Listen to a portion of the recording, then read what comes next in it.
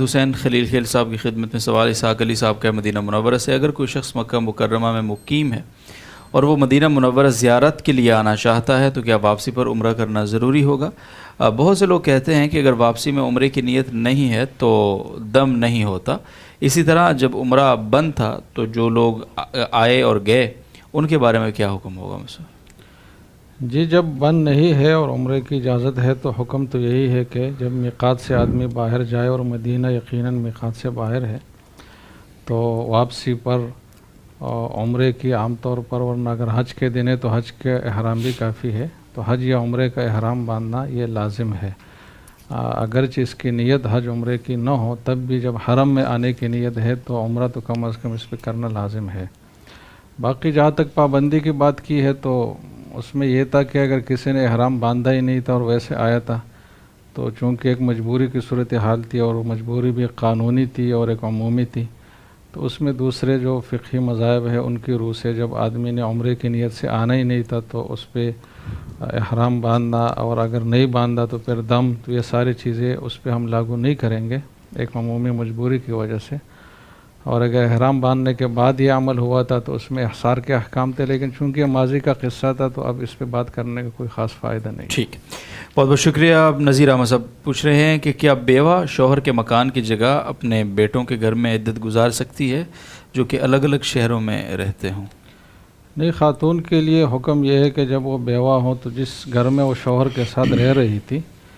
تو اگر اس گھر میں عدت گزارنا ممکن ہے تو وہی عدت گزارے۔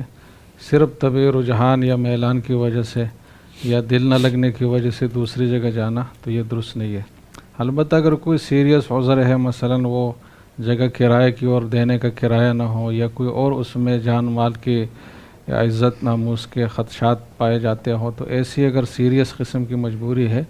تو پھر تو جگہ بدلنا درست ہے، لیکن جب تک ایسی بات نہ ہو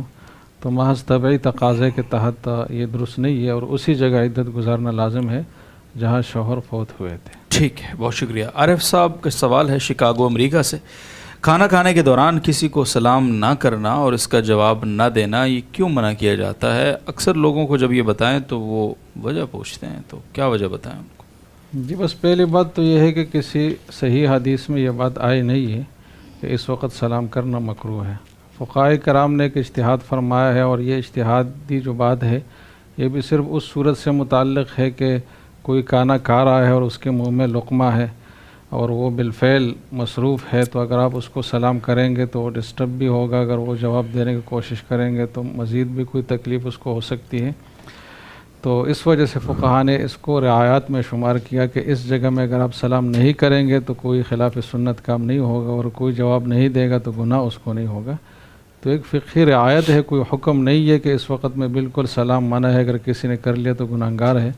لہٰذا اگر کوئی کھانے کے لیے بیٹھا ہے اور وہ منہ میں لقمہ لیے ہوئے اتنا وہ نہیں ہے، بلکہ صرف کھانے کی مجلس میں بیٹھا ہے، تو اس پہ سلام کیا جا سکتا ہے اور اس کو جواب دینا بھی درست ہے۔ جی ٹھیک ہے، بہت شکریہ۔